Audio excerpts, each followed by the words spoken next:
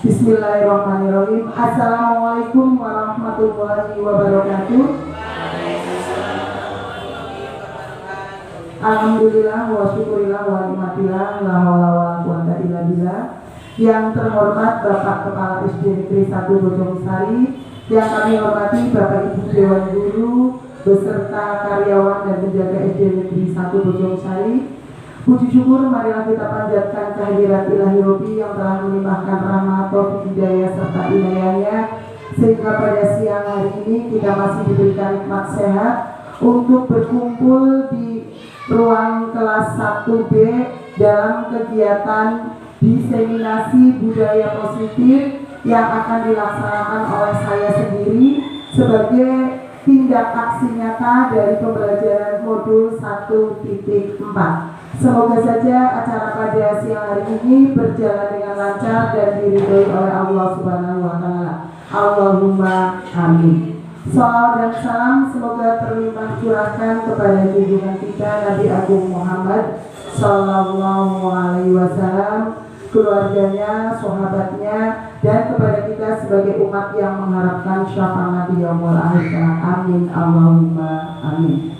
Bapak Ibu yang kami hormati, perkenalkan saya sebagai calon guru penggerak angkatan 9 yang pertama mengucapkan terima kasih atas kesediaan Bapak Ibu untuk menghadiri dan mengikuti kegiatan diseminasi yang saya laksanakan, yaitu tentang budaya positif. Bapak Ibu masih semangat? Iya, terima kasih. Sebelum kita mulai, mari kita breaking dulu. Ya, di situ ada kata kuncinya budaya positif.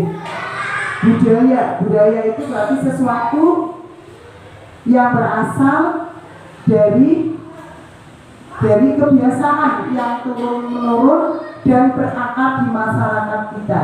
Positif berarti hal-hal yang bersifat baik. Breakingnya apa? Silakan Bapak Ibu berdiri terlebih dahulu.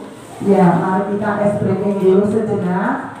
Bapak Ibu sudah saling mengenal ya? Ya, caranya nanti saya melontarkan satu nilai positif saya berikan kepada, misalkan pertama saya berikan kepada Bu Yayu.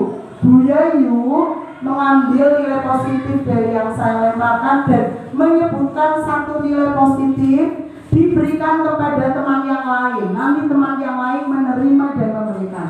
Contohnya ya Bu Yayu, saya memberikan gotong royong untuk Bu Yayu. Bu Yayu ketiga, gotong royong dari Bu Pri diberikan kepada Bu Lia. Misalkan Bu Yayu memberikan tanggung jawab untuk Bu Lia. Nilainya ganti. Nilainya ambil nilai positif tapi berbeda, diterima dulu, kemudian dengan memberikan tapi nilai lain yang positif. Oke, bisa dimulai? Bisa dimulai ya? Ya. Yang pertama, kerjasama untuk Bu Ani.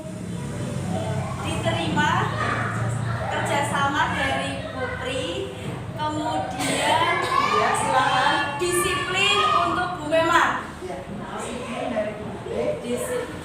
Iya, diterima Disiplin dari Bu Anik. Terserah. Bu Mema mau pilih siapa? Silakan. Ya. Kemudian memberikan Ya, terserah Bu Mema ambil. kepada Bu Nur. Jujur untuk Bu Nur. Iya. Menerima jujur dari Bu Mema. Heeh. Kemudian memberikan ramah untuk Bu Yayu. Oke, ya Bu Yayu. Ramah dari Bu Nur. Saya menerima Ramah dari Bu Bu Nur. Nur. Bu Yayu memberikan satu nilai positif. Dari Bu Yayu mau memberikan nilai apa, terserah, silakan. Ya terserah. Kasih sayang untuk siapa Bu Yayu? Oh, kasih sayang untuk Bu Lia. Saya menerima kasih sayang dari Dari Bu Yayu. Kemudian memberi nilai positif berakhlak. Oh, berakhlak kepada Bu Yanti. Ya, Bapak Ibu sudah memberikan nilai positif untuk teman-temannya. Ya, setelah SPG Mari kita mulai masuk pada materi. Kita awali dengan bersama-sama membaca basmalah. Bismillahirrahmanirrahim. Ya, apa saja yang akan kita pelajari? Pada budaya positif ada 6 konsep. Ada berapa konsep ibu-ibu? Ada 6 ya. Apa saja nih? Disiplin positif dan nilai-nilai kebajikan universal, teori motivasi, hukuman, penghargaan, dan restitusi, keyakinan kelas, kebutuhan dasar manusia, dan dunia berkualitas, restitusi, 5 posisi kontrol, restitusi, segitiga restitusi. Dari 6 konsep tersebut, adakah yang menurut Bapak Ibu kata-kata yang asing baru saja disimak? Kata apa? Kata restitusi. Bapak Ibu penasaran apa itu restitusi? Iya, nanti disimak ya Bu. Nanti saya akan menjelaskan apa itu restitusi. Nanti kalau sudah tahu, saya yakin Bapak Ibu guru semuanya di sini pernah melakukan, tapi tidak tahu kalau itu bagian dari restitusi. Oke, selanjutnya, ya silakan Bapak Ibu jawab dari pernyataan berikut. Jujur saja nih Bapak Ibu ya. Hukuman dapat mendisiplinkan anak, setuju apa tidak? Oh setuju. Ketika kita menghukum anak, kita yakin anak itu akan disiplin. Jawaban ibu sekarang setuju. Tidak apa-apa. Yang kedua, pemberian hukuman dengan memberi hal positif. Contohnya membaca dan membersihkan halaman sekolah dapat mendisiplinkan anak. Setuju apa tidak? Oh setuju, it's okay. Ya tidak apa-apa. Ya yang nyoting tepuk jidat ini sudah tahu pasti. Yang ketiga, memberi penghargaan dapat memotivasi belajar murid. Setuju. Berarti 3 pernyataan tersebut menurut Bapak Ibu setuju ya? Pernahkah Bapak Ibu melakukan kepada murid kita? Nah, bagaimana perasaan Bapak Ibu ketika melakukan 3 hal tersebut? Puas, senang, atau kepikiran, atau masih memerlukan ada tindak lanjut menurut Bapak Ibu? Mungkin tidak 3-tiganya yang pernah dilakukan, salah satu mungkin. Bagaimana perasaan Bapak Ibu? Senang pada saat itu? Nyaman? Tidak. Oh tidak, iya. Oh, ada yang setelah melakukan seperti itu merasa bersalah. Bu Anik tadi bagaimana Bu Anik? Oh perlu menindaklanjuti, tidak berakhir sampai di situ ya. Iya, it's okay. Jawaban Bapak Ibu keren-keren semuanya. Mari kita pelajari dari 3 jawaban tersebut. Setelah kita belajar nanti kita tahu apa yang sudah kita lakukan kepada murid itu benar atau masih keliru. Kita bersama-sama belajar Ibu, belajar untuk memperbaiki diri. Semoga kedepannya jadi guru yang benar-benar bisa melayani murid dengan sepenuh hati. Ya, saya minta tolong pada 2 orang guru untuk jadi tokoh A dan tokoh B. Siapa yang bersedia? Monggo. Iya. Ya, oh belum mau jadi tokoh apa? Oh tokoh A, Bu Yayu berarti tokoh B ya. Apa yang dilakukan ya? Tugas tokoh A, Anda adalah A. Tugas Anda adalah mengepalkan 1 tangan Anda. Coba Anda bayangkan bahwa Anda menyimpan sesuatu yang sangat berharga di dalam kepalan tangan Anda. Anda perlu menjaga benda tersebut sekuat tenaga Anda karena begitu pentingnya untuk kehidupan Anda. Tokoh B, Bu Yayu siap ya? Ya, tokoh B adalah mencoba dengan segala cara untuk membuka kepalan tangan tokoh A. Teman Anda B boleh membujuk, menghardik, mengintimidasi, memarahi, menggoda, menggelitik, bahkan menawari Anda uang, menawari tokoh A uang ya, agar tokoh A bersedia membuka kepalan tangan Ada. Cobalah lakukan kegiatan. Nah, siap Bu? Siap. Ya, boleh ke depan Bu. Ya, silakan ke depan. Tokohannya tadi siapa? Bu Nur. Ya, Bu Nur. Bayangkan di tangan Bu Nur itu ada sesuatu yang sangat berharga. Bu Yayu berusaha sampai kepala tangan Bu Nur itu terbuka dengan segala cara yang Anda inginkan. Silakan Bu. 3, 2, 1. Iya, boleh dengan rayuan. Oh iya, ini senangnya dengan cara yang fisik ini. Iya, ayo sampai terbuka. Ya tokoh A boleh mempertahankan diri. Loh ini malah kayak gulat ya. Seru sekali. Iya. Ini sebenarnya ya dengan rayuan Bu, dengan rayuan. Iya, ayo Bu, dibuka. Iya, boleh dengan dikasih duit atau mungkin dengan kalimat stimulus yang kira-kira itu. Nah, buka. Iya, boleh dengan stimulus yang membuat Bu Nur itu membuka. Iya, ayo ini loh, ayo Bu Nur. Iya, Bu Nur sekuat tenaga. Iya. Iya, cukup, terima kasih. Tokoh A berhasil dibuka tidak tangannya? Oh tidak. Tokoh B berhasil membuka tangannya apa tidak? Oh tidak, ya. Tokoh A tetap mengepak, pasti punya alasan. Tokoh B juga demikian. Bu Yayu berusaha membuka tangan Bu Nur, punya alasan. Iya apa tidak? Ya, sekarang saya ajukan pertanyaan. Kontrol dirinya ada pada siapa? Kontrol dirinya ada pada siapa? Pada tokoh A, pada tokoh B, dua-duanya. Ya, mengapa Bu Mema dua-duanya?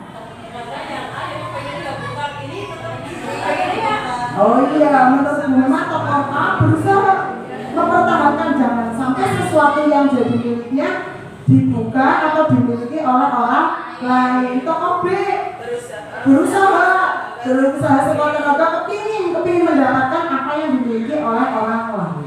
Kadangkala hal tersebut terjadi dalam kehidupan kenyataan kita. Ya apa tidak Bapak Ibu? Terjadi pula pada murid-murid kita. Ini nama boten. Ya, jadi setiap orang manakala melakukan sesuatu, kontrol dirinya bukan pada orang lain, tapi pada diri kita sendiri. Mengapa tokoh A bersikukuh? Ya karena dia tidak kepingin sesuatu yang berharga itu diambil oleh orang lain. Jadi sama halnya Bapak Ibu, tanpa kita sadari, ketika kita berada di dalam kelas, kita menjumpai ada murid yang bersikukuh, ayo kamu maju. Tidak mau, saya tidak mau Bu, saya tidak mau. Di luar kan berusaha membujuk, ayo maju, salah tidak apa-apa, ayo maju. Tapi dia bersikukuh tidak mau. Ternyata anak tersebut punya alasan, alasan yang dimiliki oleh anak tersebut. Kita sebagai guru di era zaman sekarang itu harus menghargai. Itulah salah satu ciri pembelajaran berdiferensiasi. Tidak boleh memaksakan. Siapa tahu ternyata dia tidak mau, ternyata kakinya mungkin sedang sakit, atau mungkin perutnya sakit, atau mungkin karena memang tidak punya keberanian. Ya, nah,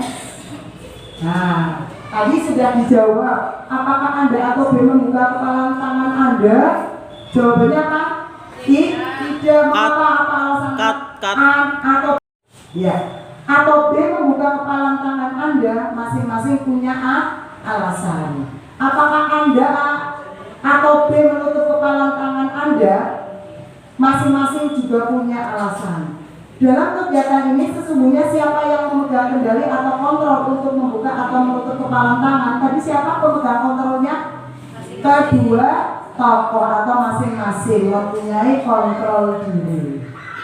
Ya, pada kegiatan tersebut itu ada dua hal yang harus kita ubah mindset kita, yaitu dari stimulus respon. Tadi Bu Yali memberikan stimulus berupa bujukan, rayuan, sampai dengan menggelitik, tapi uangnya belum keluar. Ya, kita mengubah menjadi teori kontrol. Ya, Stephen R. Covey dalam bukunya Principles of Leadership tahun 91, bagaimana seseorang bisa berubah dari paradigma stimulus respon kepada pendekatan teori kontrol. Beliau mengatakan, bila kita ingin membuat kemajuan perlahan sedikit-sedikit, ubahlah sikap atau perilaku Anda. Namun, bila kita ingin memperbaiki cara-cara utama kita, maka kita perlu mengubah kerangka acuan kita. Ubahlah bagaimana Anda melihat dunia,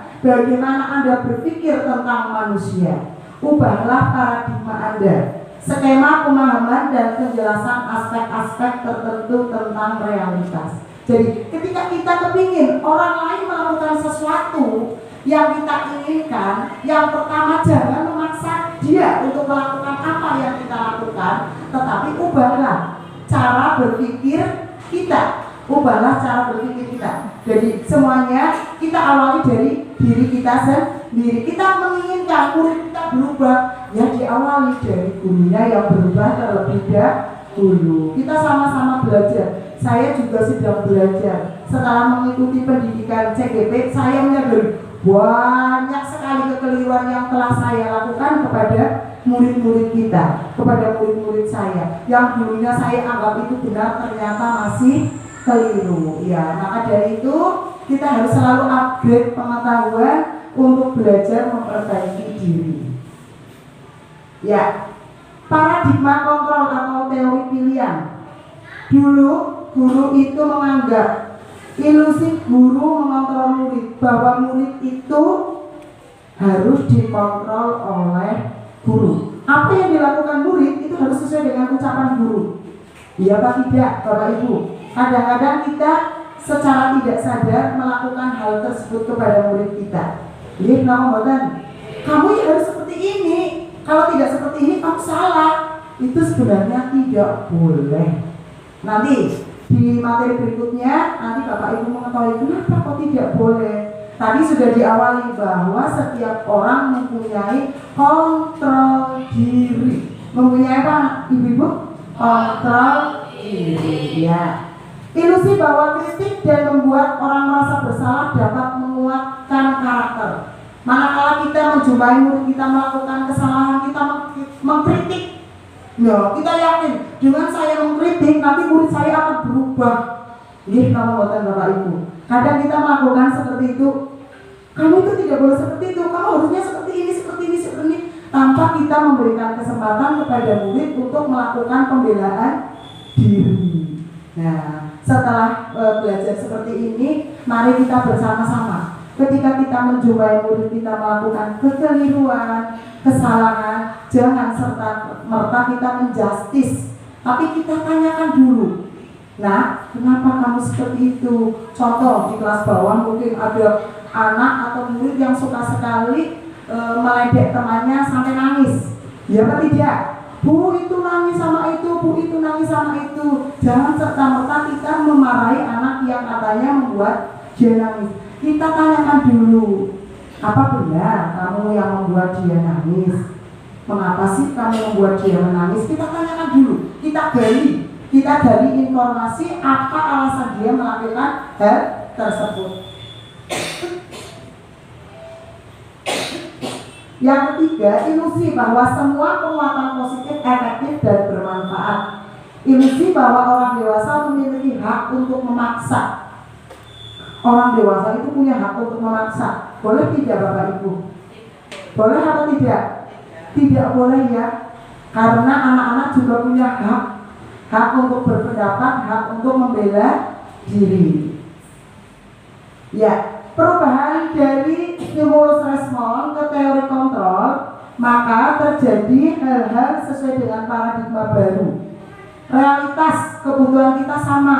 Ternyata kalau berdasarkan teori kontrol, kebutuhan masing-masing orang berbeda. Semua orang melihat hal yang sama. Kalau dilihat dari sudut pandang teori kontrol, setiap orang memiliki gambaran yang berbeda. Kita mencoba mengubah orang agar berpandangan sama dengan kita. Kalau berdasarkan, boleh atau tidak? Tidak boleh ya. Karena anak-anak juga punya hak hak untuk berpendapat, hak untuk membela diri.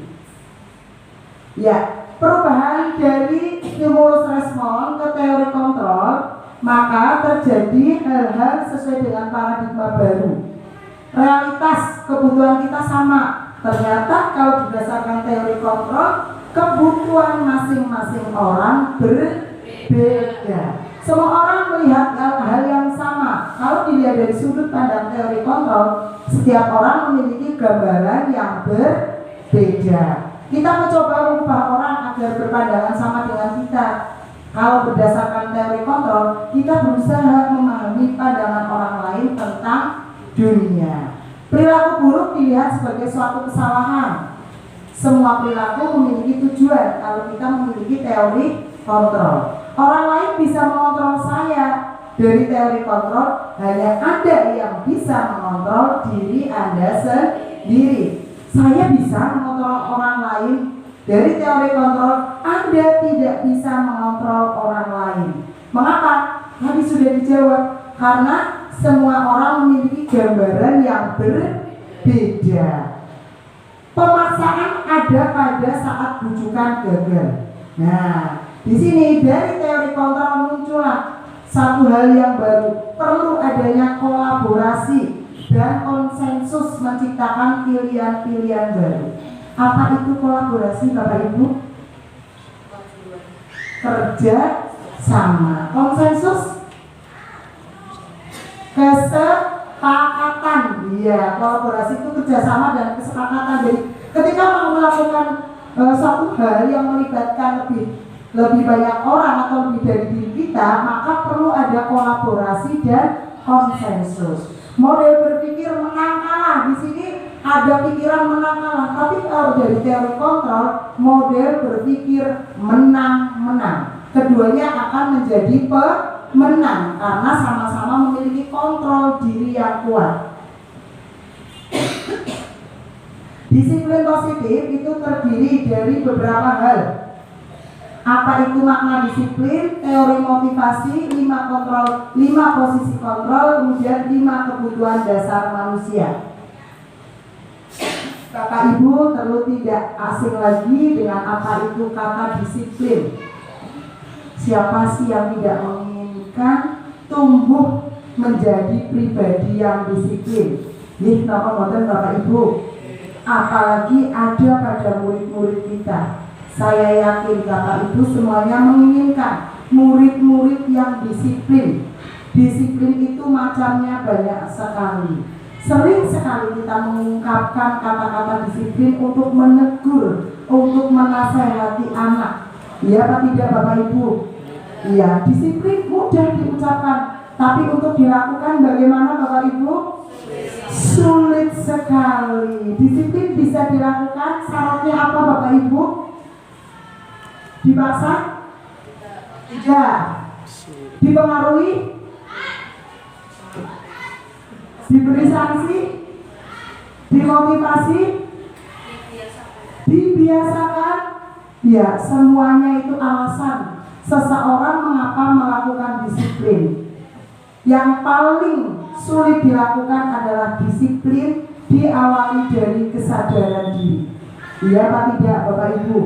Kalau kita sudah punya kesadaran diri, maka sikap disiplin akan mudah kita laksanakan kapan saja, di mana saja. Contoh sikap disiplin yang Anda tidak dipaksa, tapi Anda dengan sukarela kesadaran hati melakukan. Contoh, ketika Bapak Ibu berkendara sepeda motor, apa kesadaran diri yang ada pada diri Bapak Ibu? Sebagai bentuk disiplin, memakai helm. Nah, Bu Nur memakai helm. Mengapa Bu Nur memakai helm? Untuk menjaga keamanan diri sendiri. Bu Anik memakai helm ketika berkendaraan. Apa alasan Bu Anik memakai helm? Untuk menjaga keselamatan diri. Bu Mema, Bu Yanti, Bu Yayi, Bu Lia, dan yang lain juga sama.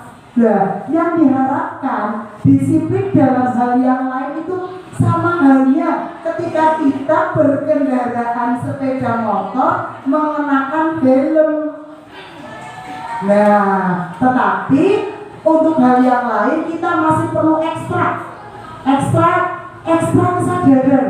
Sebagai contoh, disiplin berangkat tepat waktu. Sekali, apalagi Bapak Ibu yang di rumah kandungan putra kecil yang repot. Disiplin kepingin, saya yakin Bapak Ibu, saya juga kepingin disiplin ya. Kita kepinginnya pembelajaran sudah dimulai, kita sudah berada di sekolah, bisa menyambut kedatangan anak-anak di pintu dengan ramah, bersalaman, menanyakan kabar. Itu salah satu kalau kita disiplin waktu. Tapi alhamdulillah Bapak Ibu sebagian walaupun belum secara kontinu sudah melaksanakan. Semoga saja nanti dengan kolaborasi, dengan adanya budaya positif, nanti kita bersama-sama nih Bapak Ibu nih, kita berkolaborasi, bersinergi, mungkin dengan dibuatkan jadwal tiket seminggu 1 kali sajalah kita berangkat menyambut kedatangan murid-murid di pintu gerbang.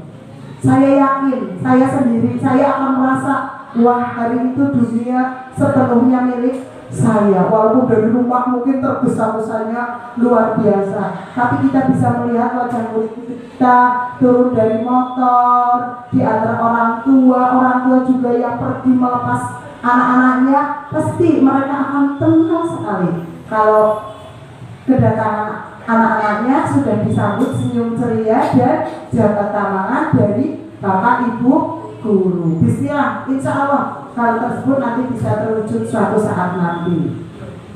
Disiplin artinya belajar. Namun dalam budaya kita, kata disiplin berubah menjadi sesuatu yang dilakukan seseorang pada orang lain untuk mendapatkan kepatuhan. Kecenderungan umum adalah menghubungkan kata disiplin dengan ketidaknyamanan, bukan dengan apa yang kita hargai atau pencapaian suatu tujuan mulia. Dari disiplin positif tersebut, kedepannya nanti kita bersama-sama membuat sebuah keyakinan kelas. Di kelas Bapak Ibu sudah ada keyakinan kelas? Bapak Ibu sudah ada keyakinan kelas? Kesepakatan kelas? Peraturan kelas? Sudah ada, iya. Saya yakin di setiap kelas sudah ada peraturan kelas. Apa sih tujuan Bapak Ibu membuat peraturan kelas? Oh, biar disiplin, endingnya biar disiplin. Apakah murid-murid di kelas kita sudah mematuhi peraturan yang kita buat? Hampir sebagian atau mungkin sebagian besar. Peraturan tersebut yang buat siapa Bapak Ibu? Oh, bersama antara guru dengan murid. Berarti ketika Ibu membuat peraturan tersebut, Ibu ajak murid-murid untuk rembukan. Oh iya. Contoh Bu Yayu, coba peraturan kelasnya Bu Yayu apa Bu? Satu saja Bu, disampaikan. Oh iya, dengan jadwalnya. Oh, menggunakan seragam sesuai jadwalnya. Di kelasnya Bu Nur apa Bu? Apa ya? Iya. Silakan. Masuk tepat waktu. Oh iya. Berangkat ke sekolah tepat waktu. Iya. Bapak Ibu guru sudah hebat, sudah membuat peraturan kelas yang menggunakan kata positif. Kalau mungkin ada di antara peraturan kelas tersebut ternyata masih mengandung kalimat negatif. Contohnya apa, Bu Ani? Peraturan kelas yang menggunakan kalimat negatif. Tapi tujuan Bu Ani sebenarnya kepingin anaknya melakukan hal yang positif. Tidak boleh berkata kasar. Tidak boleh berkata kasar. Tidak boleh berkata kasar. Kalimat tersebut itu mengandung makna negatif karena ada tidak. Bisa diubah apa tidak Bapak Ibu? Bisa. Kalimat positifnya bagaimana? Berkata yang sopan. Harus berkata yang baik atau sopan. Ya, berkata baik dan sopan. Berarti peraturan di kelas kita bisa diganti Bapak Ibu? Bisa. Bagaimana cara mengganti peraturan kelas yang dominan satu arah berasal dari guru? Nanti kita ubah menjadi keyakinan kelas. Jadi peraturan kelas tersebut kita ajak murid-murid untuk berdiskusi. Ya, ini bertanya lah, kelas 1 ini bagaimana? Apa bisa diajak musyawarah ya Bu Yayu ya? Iya, apa bisa diajak musyawarah pelan-pelan Bu. Ya, contoh dilarang membuang sampah sembarangan. Ada ya peraturan itu di kelas, bisa diubah menjadi kalimat yang positif. Bagaimana? Buanglah sampah pada tempatnya. Buanglah sampah pada tempatnya. Bagaimana Bu Nur? Ada kalimat, ada kalimat yang lain yang lebih positif lagi. Jagalah kebersihan. Lain lagi, silakan yang lebih positif lagi, lebih halus. Itu sampah, tapi kita memanusiakan sampah. Ya, dilarang membuang sampah sembarangan ini. Buanglah sampah pada tempatnya. Ya, masih ada, masih mengandung majas sarkasme ya. Ya, itu jagalah kebersihan boleh. Bisa Bu diganti, tempatkan sampah pada tempatnya. Jadi anak dari kalimat tersebut akan bernalar kritis. Oh iya, tempatnya sampah sih di mana? Ya di tong sampah. Nah, keyakinan kelasnya tadi seperti yang disampaikan Bu Lia, jagalah kebersihan. Atau lebih spesifik lagi apa? Nilai apa? Nilai kepedulian. Nilai apa Bapak Ibu? Kepedulian. Iya, yang namanya nilai kepedulian kan tidak hanya sampah. Iya apa tidak? Supaya lingkungan bersih, apakah hanya sampah yang diperhatikan? Tidak, mungkin ruang yang berantakan. Kalau murid mempunyai kepedulian akan dirapikan. Melihat lantai yang kotor akan dibersihkan. Seperti itu nilai kepedulian. Nilai-nilai kebajikan universal yang dapat nanti kita arahkan kepada murid untuk membuat kesepakatan kelas. Contohnya yang ada pada profil pelajar Pancasila. Ada berapa dimensi Bapak Ibu? 6. Apa saja? Beriman, bertakwa kepada Tuhan Yang Maha Esa, berakhlak mulia, mandiri, beranalan kritis, berkebinekaan global, gotong royong, kreatif. Ada lagunya ya Bu Nur ya? Bisa Bu Nur? Oh belum, oh ya Bu Nur belum kumer sih ya, jadi belum tahu. Iya, lagunya bagaimana ya? Belajar Pancasila, beriman dan bertakwa, dan berakhlak mulia, berkebinekaan global, gotong royong mandiri, kreatif, dan bernalar kritis. Ya, terima kasih Bu Yanti. Sudah hafal ini Bu Yanti. Ya, ada 6 dimensi yang bisa kita jadikan rujukan nilai-nilai kebajikan untuk membuat keyakinan kelas. Apakah boleh kita membuat nilai-nilai di luar 6 nilai tersebut? Boleh apa tidak? Kira-kira menurut Bapak Ibu boleh apa tidak? Boleh apa tidak? Di luar 6 nilai tersebut boleh apa tidak? Boleh, itu kan hanya rujukan.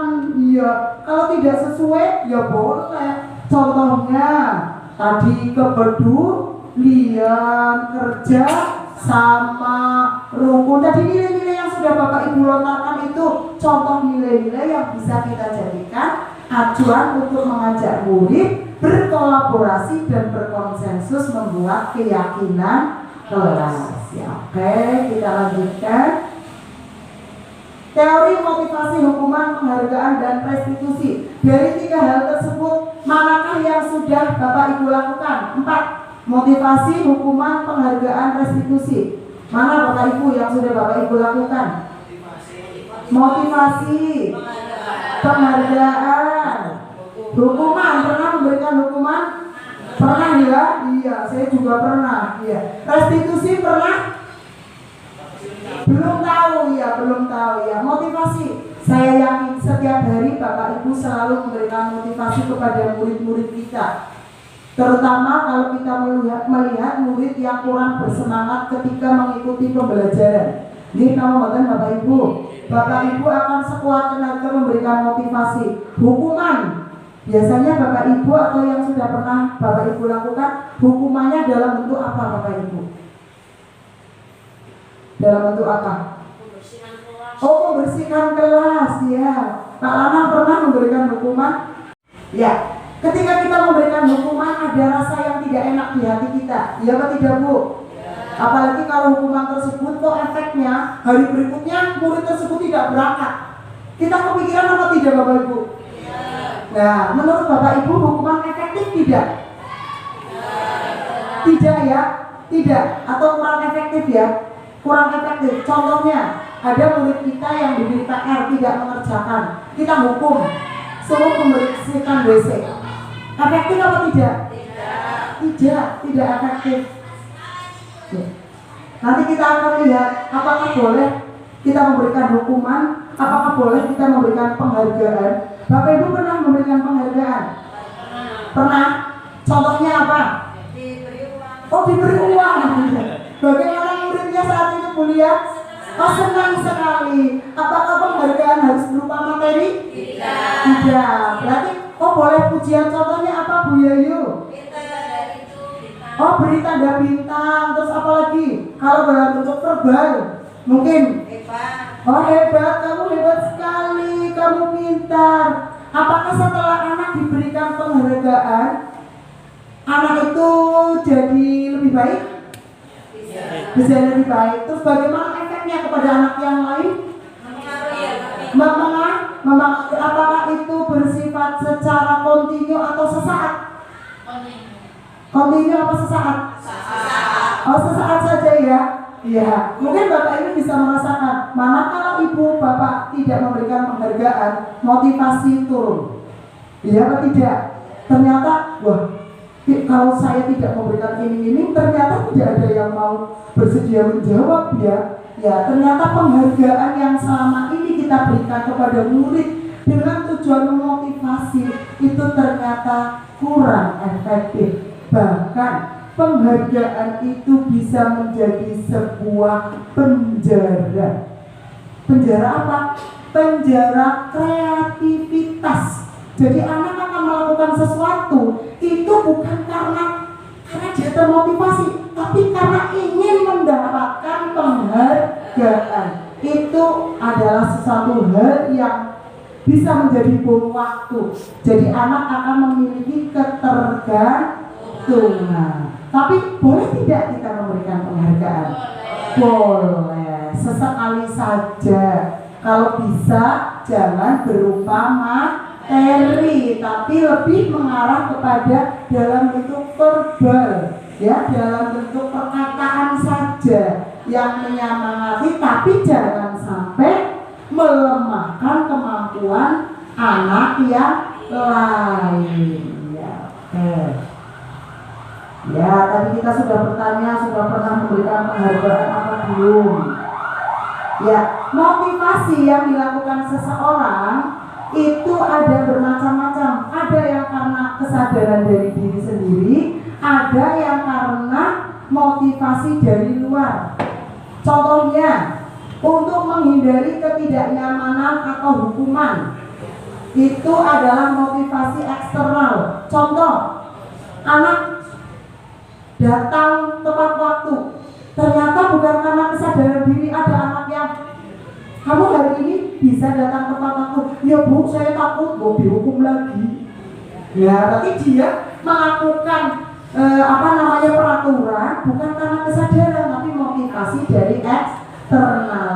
Kadang-kala kita juga melakukan seperti itu, nggih. Kita menghadiri suatu acara, iya, karena takut.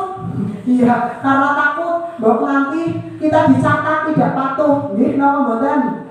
Iya, kita takut bahwa nanti dikira kita tidak pro, iya apa tidak?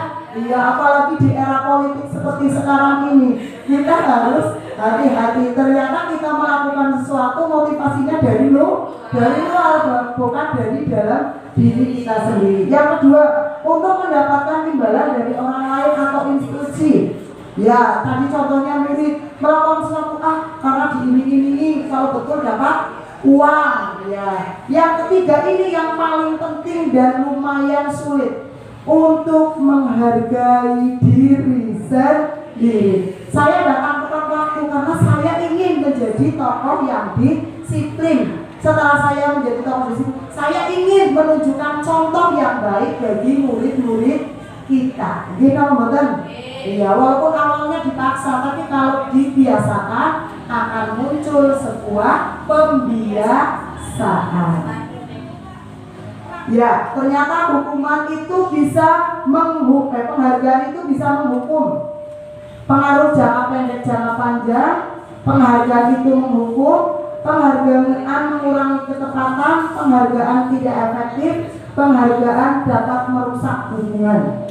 Bahkan penghargaan itu bisa menurunkan kualitas, mematikan kreativitas, dan mengurangi motivasi intrinsik. Apa sih itu hukuman, konsekuensi, dan restitusi?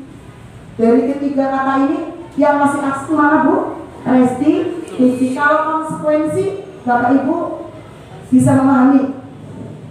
Bapak Ibu pernah dia mengatakan konsekuensi. Itu konsekuensinya karena kamu tidak mengerjakan PR.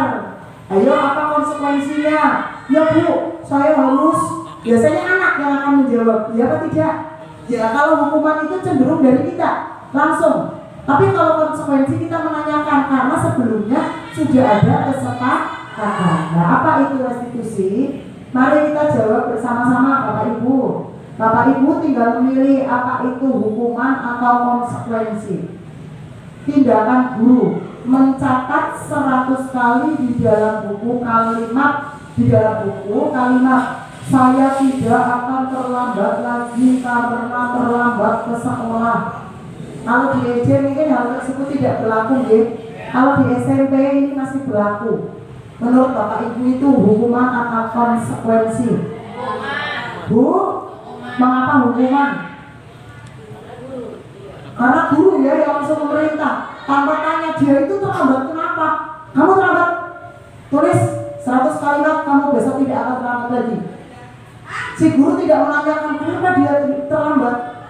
Padahal kalau ditanyakan, ternyata dia merawat ibunya yang sedang sakit. Ternyata di jalan dia mengalami kecelakaan.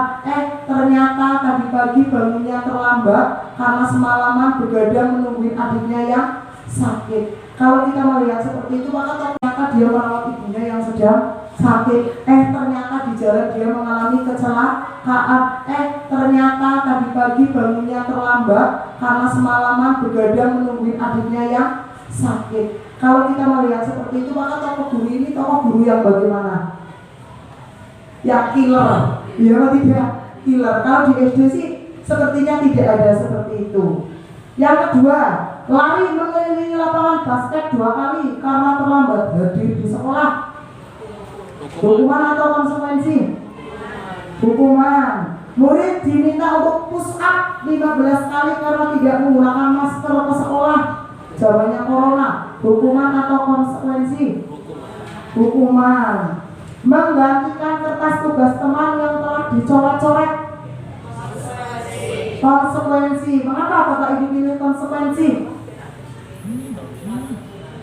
Oh bukan, sudah melakukan kesalahan mengganggu orang lain, konsekuensinya ya mengganti. Ya, acuannya seperti itu ya. Membersihkan tumpahan air di meja tulis karena tersenggol pada saat belajar. Konsekuensi. Murid disuruh untuk mengenakan sepatu seharian di sekolah karena tidak mengenakan sepatu hitam. Oh, untuk tidak ini harusnya murid disuruh untuk tidak mengenakan sepatu seharian di sekolah karena tidak mengenakan sepatu hitam. Hukuman atau konsekuensi? Hukuman. Lari mengelilingi lapangan basket 2 kali karena terlambat 10 menit untuk pelajaran PJOK. Pernah Bu Asih melakukan seperti itu? Guru PJOK, muridnya terlambat datang, suruh lari, tidak ya? Iya, Bu guru PJOK sini tuh baik hati sekali. Kalau ada yang terlambat bagaimana Bu Asih? Bagaimana? Oh, langsung suruh ikut saja. Oh, iya. Langsung sudah sini ikut saja. Apalagi kalau kelas 1 ya Bu, nanti disuruh malah nangis.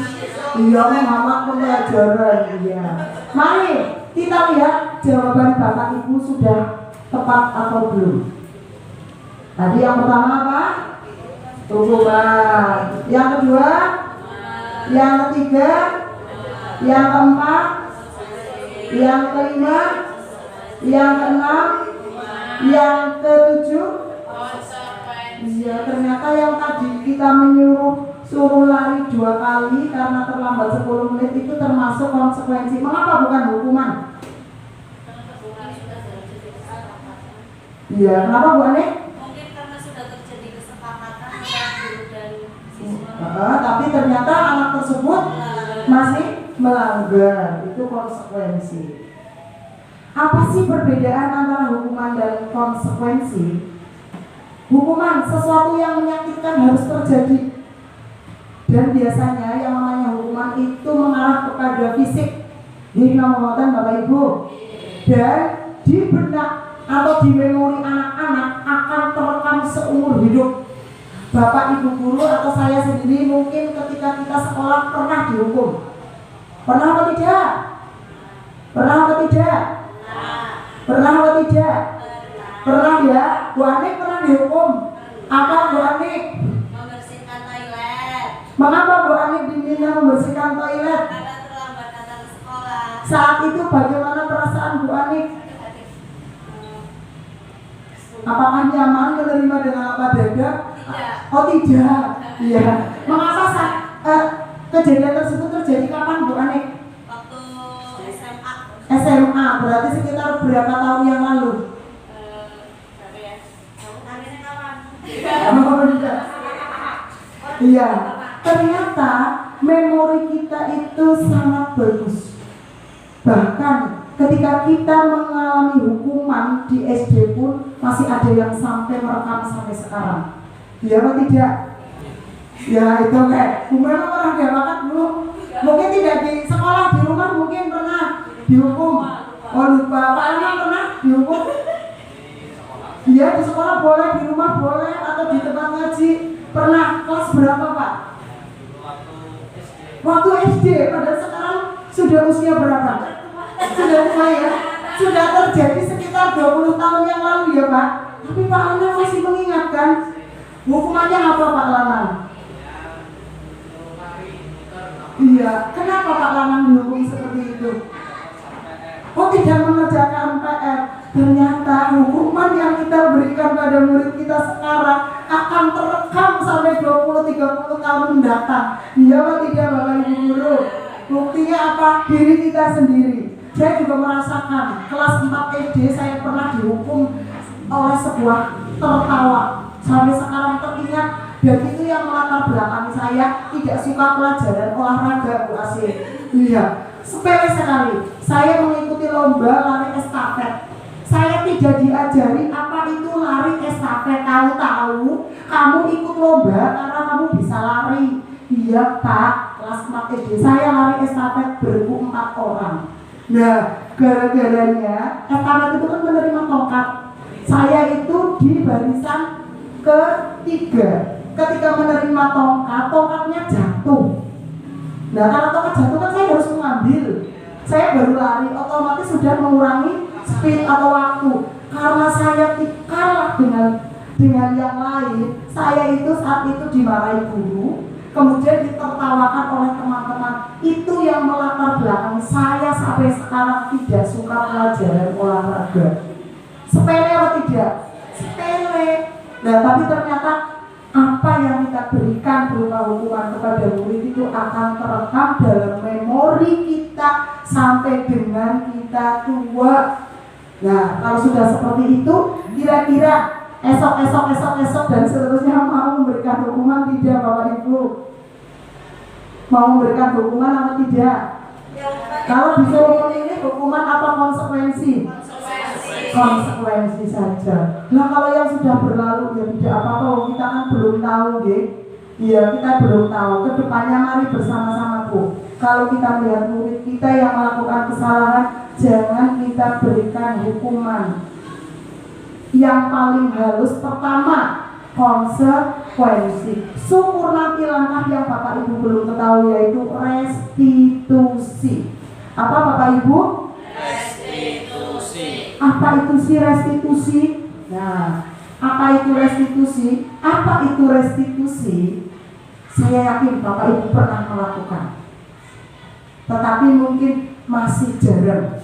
Karena ketika menghadapi anak yang bermasalah, yang pertama ada di dalam dada kita emosi. Ini nomor, apalagi kalau menghadapi murid lebih kuat.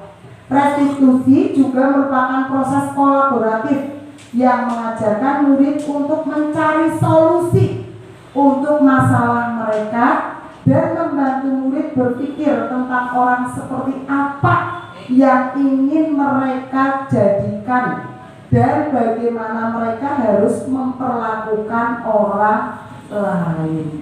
Pernah Bapak Ibu restitusi? Dari pengertian tersebut pernah restitusi?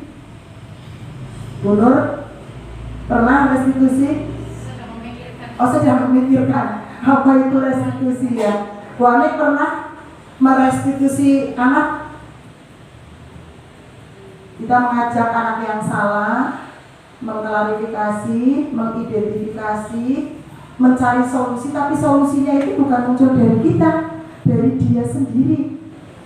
Jadi dia di kemudian hari itu akan memperbaiki diri itu karena motivasi internal. Pernah Bu Nur? Pernah. Contohnya apa Bu Nur? Contohnya apa? Contohnya apa? Saya yakin Bapak Ibu pernah melakukan di kelas. Ya, pernah ya. Ada anak bertengkar.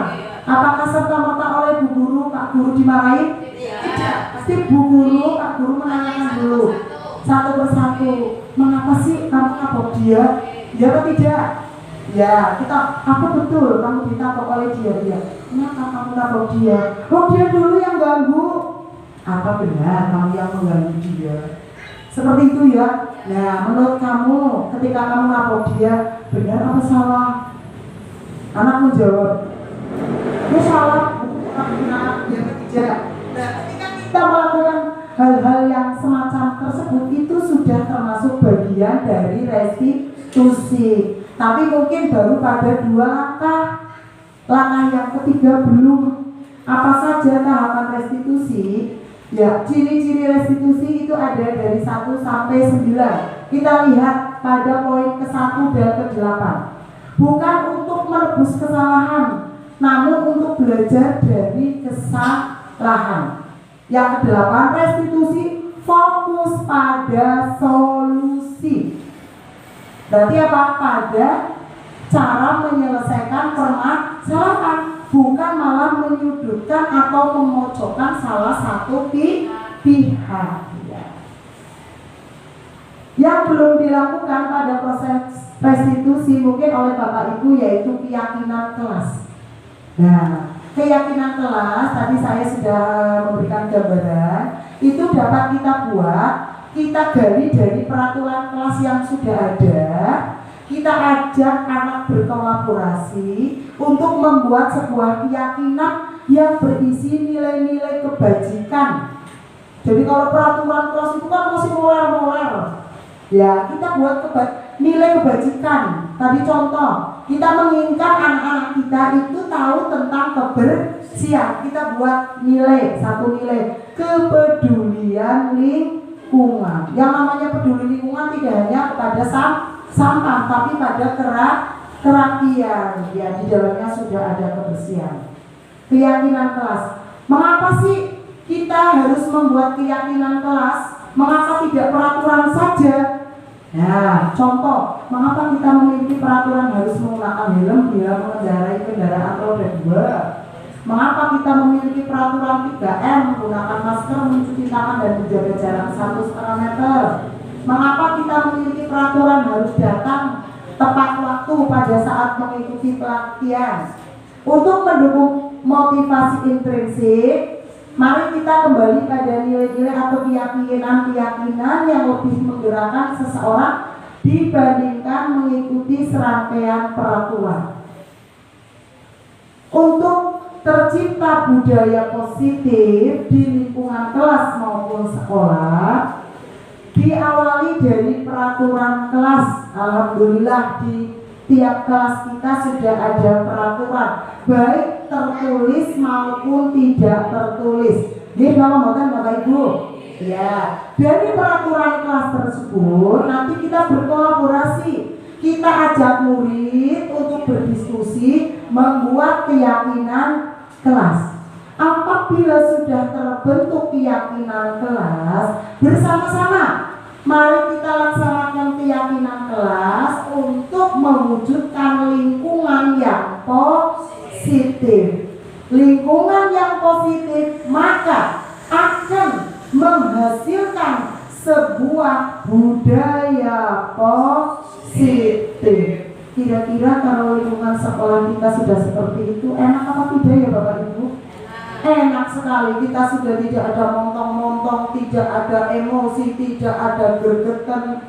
Iya, bismillah. Suatu saat semoga akan terwujud pelan-pelan ya Bapak Ibu ya, pelan-pelan. Mulai dari pembiasaan melaksanakan peraturan kelas, keyakinan kelas, nanti semoga budaya positif akan bisa berkembang di SD Negeri 1 Bojong Sari. Allahumma amin. Yang memprakarsai siapa Bapak Ibu? Bapak Ibu guru bener kuliah. Ingat sosum tu lodo ya. Ya, mari kita bedakan peraturan dan keyakinan kelas. Kalau peraturannya selalu kembalikan buku ke tempatnya, kalau dijadikan keyakinan kelas, kira-kira bagaimana Bapak Ibu? Selalu kembalikan buku ke tempatnya. Di sini ada unsur paksaan atau tidak? Ada atau tidak? Ada ya, dikata apa Bapak Ibu? Selalu. Berarti anak akan melakukan karena dipaksa. Ya, kita ubah mindset anak-anak dan mindset kita menjadi keyakinan kelas. Kira-kira keyakinan kelasnya apa Bapak Ibu? Oke, dilarang mengganggu orang lain. Dilarang mengganggu orang lain. Wah, kayaknya itu kata-katanya memaksa sekali. Keyakinan kelasnya apa? Hargai orang lain. Boleh, apalagi? Nanti ada kunci jawabannya, tapi buat dulu Bapak Ibu. Apa ya? Hargai orang lain. Kalau tidak mengganggu orang lain berarti apa? Kasih sayang pada orang lain. Rukun, ya oke. Hadir di sekolah 15 menit sebelum pembelajaran dimulai. Apa keyakinan kelasnya? Berangkat tepat waktu? Apa?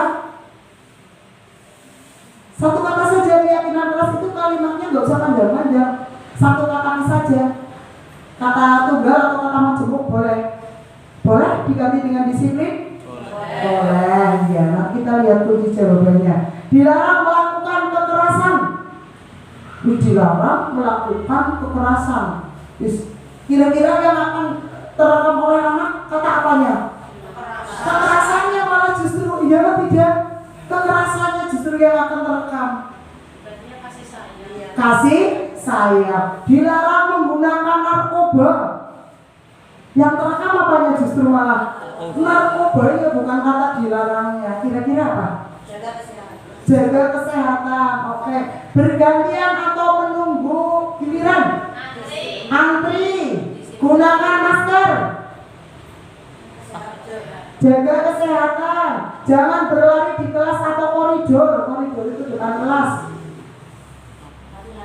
Hati-hati. Oke. Kira-kira kalau peraturnya seperti itu, kita ubah jadi keyakinan kelasnya bagaimana ya? Selalu kembalikan buku ke tempatnya. Keyakinan kelasnya apa Bu? Tanggung jawab. Kamu sudah mengambil apa yang harus kamu lakukan? Oh iya Bu, saya membagi. Jadi kita itu mesti mulus dari apa yang dilakukan oleh anak. Keyakinan kelasnya tanggung jawab. Maka yang akan terekam di otak anak-anak, di otak murid kita apa? Tanggung jawab. Saya melakukan sesuatu, ya saya harus melakukan hal yang berikutnya, ya atau tidak? Ya, dilarang mengganggu orang lain, menghormati orang lain. Hadir di sekolah 15 menit sebelum pembelajaran dimulai, menghormati orang lain atau berkomitmen. Dilarang melakukan kekerasan, keselamatan. Dilarang menggunakan narkoba, kesehatan. Betul ya tadi Bu ya. Bergantian atau menunggu giliran, menghormati orang lain, sabar. Biasanya kalau anak-anak berebut mesti sabar, anak antri. Ya atau tidak? Iya, sebenarnya saya yakin Bapak Ibu sudah menerapkan, tapi nggak tahu itu apa. Dia ngomongkan, nah sekarang jadi tahu ya, itu sudah termasuk bagian dari keyakinan kelas. Jangan berlari di kelas atau koridor keselamatan. Aja pada melayu-layu, mau iba.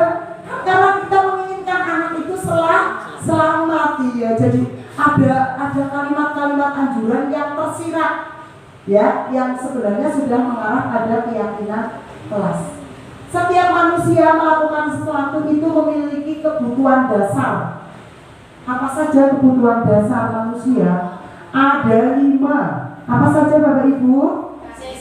Kasih sayang dan rasa diterima, penguasaan, bertahan hidup, kesenangan, kebebasan. Apakah 5 kebutuhan tersebut sudah Bapak Ibu berikan kepada murid-murid kita?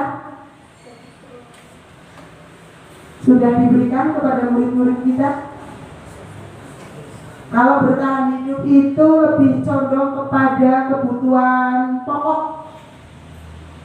Anak ingin bertahan hidup, makan, berpakaian, tempat tinggal. Ya mungkin kalau bertahan hidup dicukupi oleh orang tua. Penguasaan.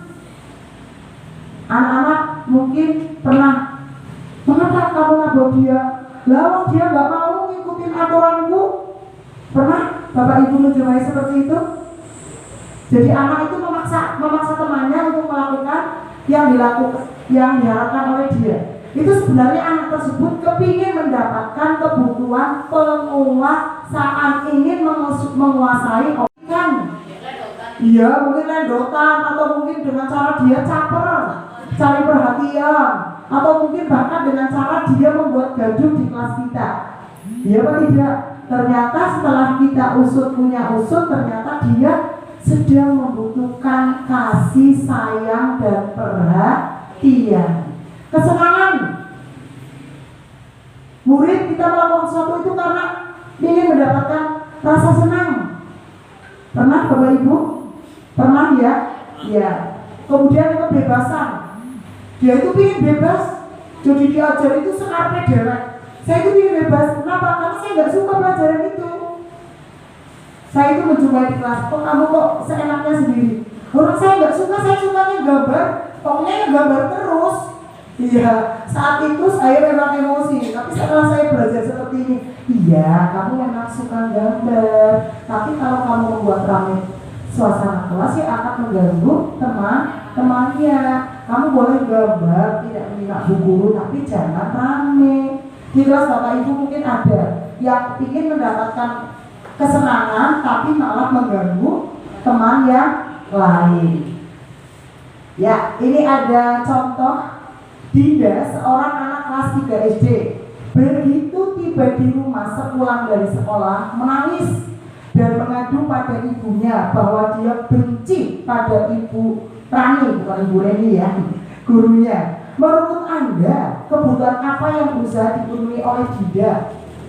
Jika jawabannya seperti ini, bila Anda berada dalam posisi Ibu Rani dan mendengar informasi dari ibunya Dinda tentang perasaan Dinda itu, apa yang akan Anda lakukan pada Dinda besok ketika Dinda masuk sekolah agar kebutuhan Dinda terpenuhi? Menurut Bapak Ibu, kebutuhan apa yang sedang ingin diperoleh oleh Dinda? Kasih sayang. Perhatian dari siapa? Gurunya. Siapa? Bu Rani. Kira-kira kalau Bu Rani mendapat modulan seperti itu dari ibunya Dinda, Bu Rani akan bersikap bagaimana? Besok akan lebih memperhatikan. Atau mungkin diawali dulu ya Bu. Diawali kita tanya, oh ternyata putranya ibu itu nangisnya karena ingin diperhatikan saya. Biasanya orang tua akan cerita, iya Bu, anak saya itu kalau di rumah sukanya kayak gini. Nah kira-kira kalau kita jadi Ibu Rani akan marah atau berusaha memperbaiki diri? Berusaha memperbaiki diri, karena kita itu guru, kita itu sebagai fasilitator dan motivator ya. Kita itu melayani murid kita. Jawabannya, ibu guru bilang, aku tidak boleh bersenandung sewaktu mengerjakan tugas. Katanya kelas harus tenang, tidak ada suara. Kan nggak seru jadinya. Nah, ternyata mengapa dia nangis? Karena ditegur oleh gurunya. Mengapa ditegur? Lagi pelajaran malah nyanyi. Pernah Bapak Ibu di kelas? Iya, sampai rumah nangis, buat bulat beda maning. Ya apa tidak? Katanya dimarahi sama Bu Rani, ternyata bukan dimarahi, Bu Rani menegur karena senandungnya dia mengganggu temannya. Ibu guru tidak menyapaku hari ini, padahal aku pakai jepit rambut baru. Sepele apa tidak Bapak Ibu? Sepele ya. Jadi Bu Yayu kalau pakai kerudung baru ceritanya nanti jadi ditegur oleh teman-temannya. Mau sampai rumah tanpa merasa, ya Allah tasku baru, kerudungku baru, orang masih gitu. Tapi saya senang Bu Yayu itu tipe orang yang sangat perhatian. Buktinya apa? Setiap saya pakai sesuatu pasti dia luruhin. Ibu Pri, kerudungnya anyar ya. Iya, nanti Bu Yayu itu tipe orang yang sangat memperhatikan orang lain. Iya. Iya. Aku bosan, masa belajarnya cuma gitu-gitu aja, dengerin ibu guru saja. Nanti dia menginginkan kebutuhan kebebasan. Aku sebel, gambarku tidak rapi, malah ibu guru nunjukin ke teman-temanku di depan kelas. Pernah apa tidak? Ini teman ini anak-anak, gambarnya ini gambar siapa ini? Nah, maksudnya kita saat itu memotivasi ya, tapi ternyata itu menghukum anak yang, oh jelas-jelas aku nggak bisa gambar kepala rambut tuh nggak pernah. Iya apa tidak? Iya, itu ternyata itu bentuk dari hukuman, itu tidak boleh. 5 posisi kontrol. Kita sebagai guru itu memiliki 5 posisi. Apa saja? Penghukum, pembuat rasa bersalah, teman, pemantau, manajer. Kira-kira yang pernah Bapak Ibu lakukan di posisi mana? Sebagai penghukum, pernah Bapak Ibu? Sebagai penghukum pernah? Pernah? Ya mungkin memarahi anak, muncul-muncul. Kamu itu ya, sukanya bikin onar di kelas kita. Kelas kita jadi rame ya kamu ini. Nah, pernah? Pernah, ya saya juga pernah Bu. Ya. Pembuat rasa bersalah. Contohnya, ibu kecewa sekali dengan kamu. Kenapa sih setiap ada PR, kamu tidak pernah mengerjakan? Iya Bu, maaf Bu, saya lupa. Mengapa kamu lupa terus? Dari pembuat rasa bersalah jadi penghukum. Kenapa tidak? Pernah. Teman membuat alasan-alasan untuk muridnya. Ayo nak, kamu kerjakan PR. PR itu penting loh buat kamu. Bisa kamu kerjakan ya. Jadi kita menegur anak, tapi dengan bahasa yang lebih halus. Pernah Bapak Ibu? Itu lebih nyaman apa tidak? Lebih nyaman ya, anak-anak lebih menerima apa tidak? Insya Allah anak-anak akan lebih menerima. Pemantau, menghitung dan mengukur. Apa peraturan sekolah kita? Kamu tahu tidak? Harusnya kalau hari Senin pakainya apa? Apa peraturan sekolah kita? Oh iya Bu, saya tahu harusnya pakai sepatu warna hitam. Mengapa kamu tidak taat aturan tersebut? Nah, sepatunya basah. Sepatunya basah. Iya baru dicuci. Baru dicuci. Kapan dicucinya? Tadi pagi. Pernah Bu Nur menghadapi seperti itu? Pernah ya. Manajer. Lah, yang paling bagus orang sekolah kita. Oh iya Bu, saya tahu harusnya pakai sepatu warna hitam. Mengapa kamu tidak taat aturan tersebut? Nah, sepatunya basah. Sepatunya basah. Iya baru dicuci. Baru dicuci. Kapan dicucinya? Tadi pagi. Pernah Bu Nur menghadapi seperti itu? Pernah ya. Manajer. Lah, yang paling bagus dari 5 posisi kontrol tersebut yaitu sebagai manajer. Ya, kalau kita memposisikan diri kita dalam menghadapi kasus yang yang dilakukan oleh anak, kita sebagai manajer menanyakan apa alasannya, menanyakan mengapa melakukan hal tersebut, menanyakan bagaimana dia akan berubah. Itulah yang disebut guru melakukan restitusi. Nah ini segitiga restitusi. Ada 3 langkah. Ada berapa langkah Bapak Ibu? 3. Apa saja? Yang pertama yang mendatar, menstabilkan identitas. Yang kedua, validasi kebutuhan. Yang ketiga, menanyakan keyakinan. Dari 3 tersebut, Bapak Ibu sudah pernah melakukan restitusi? Sudah? Contoh, menstabilkan identitas. Ada 2 anak yang bertengkar.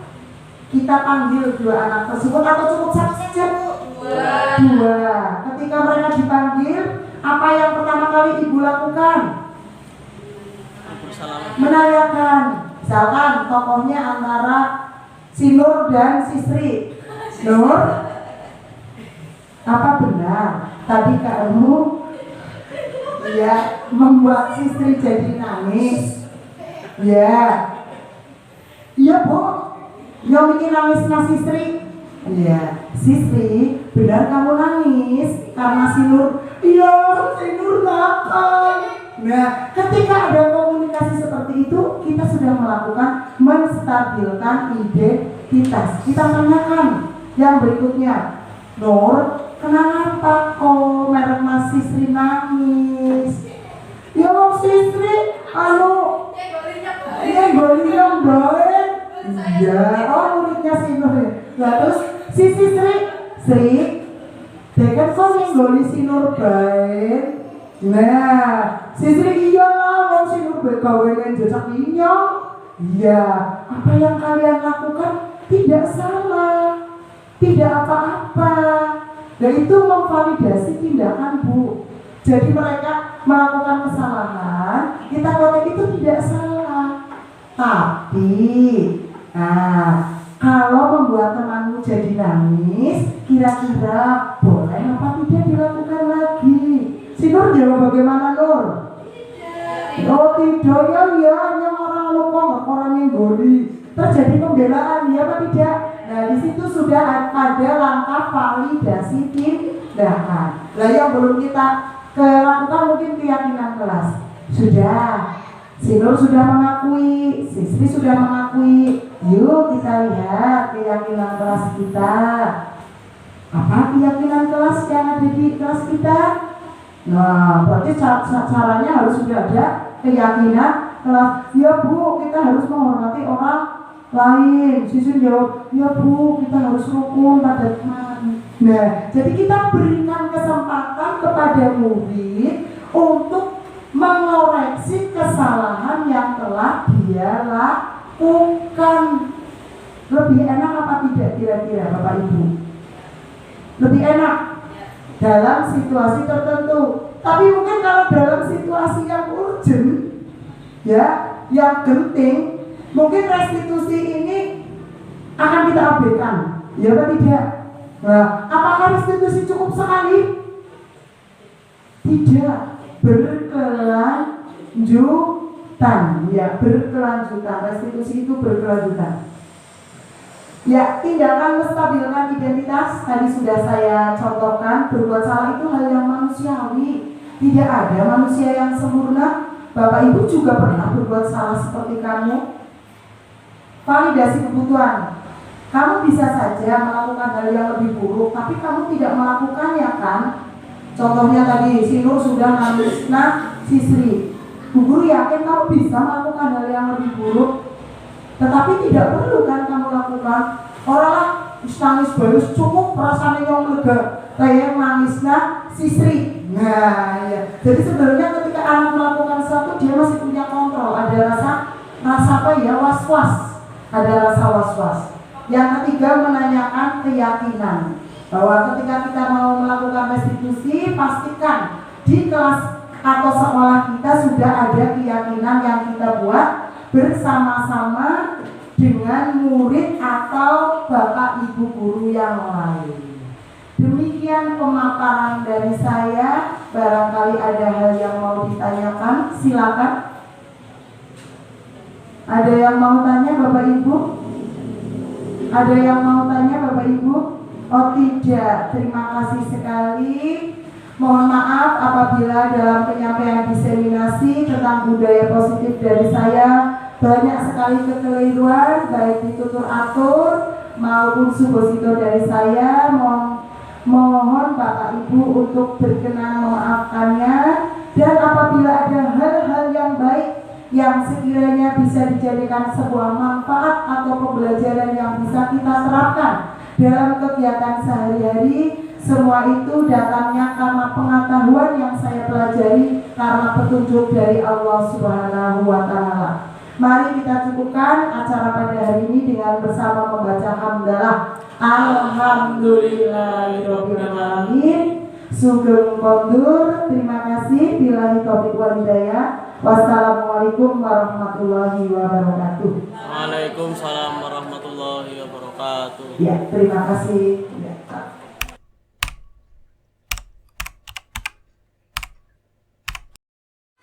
Anak-anak, hari ini Ibu akan mengajak kalian untuk membuat keyakinan kelas. Siap anak-anak? Siap! Apa itu keyakinan kelas? Keyakinan kelas berisi nilai-nilai kebajikan yang kita sepakati bersama untuk dilaksanakan supaya kelas kita menjadi kelas yang nyaman, tertib, dan menyenangkan. Apakah anak-anak ingin kelas kita seperti itu? Coba, nilai-nilai apa saja yang menurut kalian disepakati untuk dilaksanakan? Nilai apa? Nilai persatuan, nilai persahabatan, beriman dan bertakwa. Nilai apa? Menghargai, toleransi. Nilai apa lagi? Ya, masing-masing nilai memiliki makna yang luar biasa apabila kita laksanakan bersama. Ibu minta silakan masing-masing anak untuk menuliskan 2 nilai yang ingin kamu jadikan keyakinan kelas. Bisa dilaksanakan? Silakan kalian tulis. Setelah ditulis, kemudian hasilnya kamu tempel pada papan yang ada di papan tulis. Silakan kamu tulis terlebih dahulu.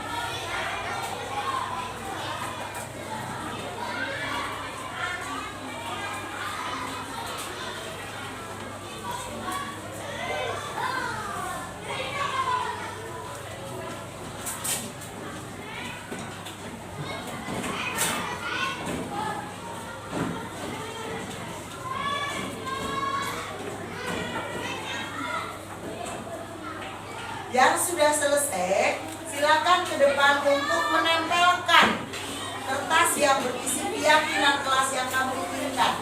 Ya, Ibu mohon yang tertib, silakan tempel. Ya, dilepas di tempat duduk dulu. Ya, silakan.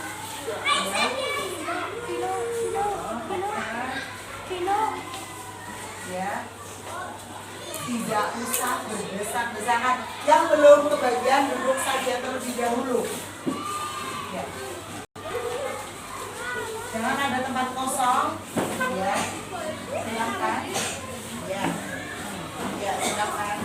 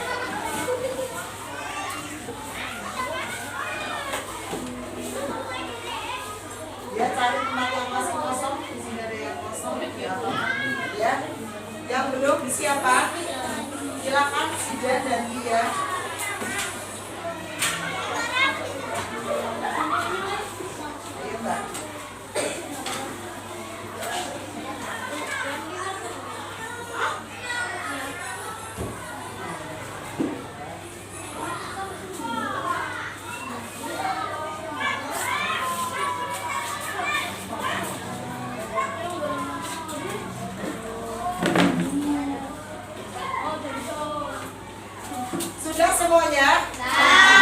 Ya. Setiap anak sudah menuliskan nilai yang ingin dilaksanakan sebagai suatu keyakinan. Ibu minta salah satu pembantu untuk membacakan, silakan. Zahra, ya silakan. Bacakan nilai apa saja yang ada di sini. Yang keras, Mbak. Nilai persahabatan, persatuan, beriman dan bertakwa kepada Tuhan yang Maha Esa, kerukunan, nilai persahabatan, nilai persatuan, nilai persatuan, nilai kerukunan, persahabatan, nilai persatuan, kerukunan, toleransi, nilai toleransi, persahabatan, persatuan, persahabatan, nilai kekompakan, nilai persatuan, nilai persahabatan, nilai keadilan, nilai kemanusiaan, Ya, tidak apa-apa. Lanjut. nilai ketuhanan, nilai kerukunan, nilai Kesusilaan, ya. Iya.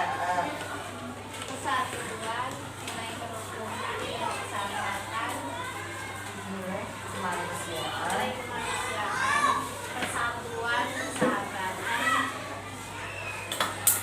nilai persatuan, nilai toleransi, nilai kerukunan, nilai keadilan. Ya. Dari nilai-nilai yang sudah kalian tulis, paling banyak nilai apa, Mbak Sarah? Nilai persahabatan. Nilai persahabatan. Ya, kita jadikan nomor 1. Persahabatan.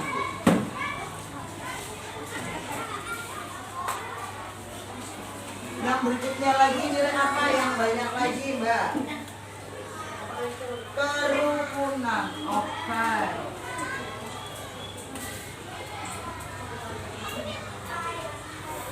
Nilai apa lagi, Mbak?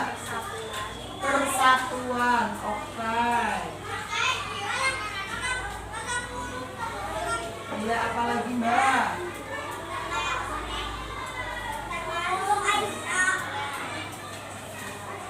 Toleransi. Oke. Nilai apa lagi, Mbak? Nilai beriman dan bertakwa.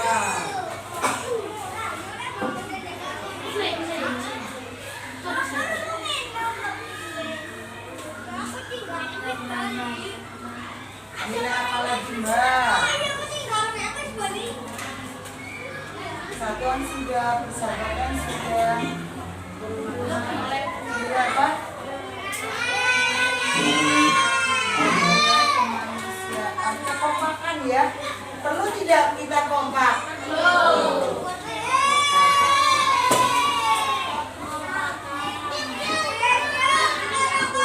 Tanggung.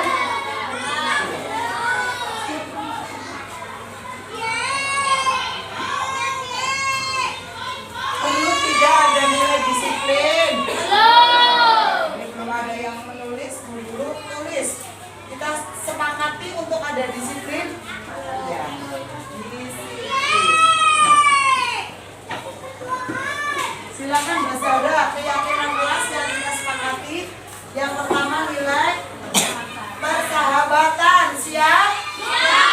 Yang kedua kerukunan, siap?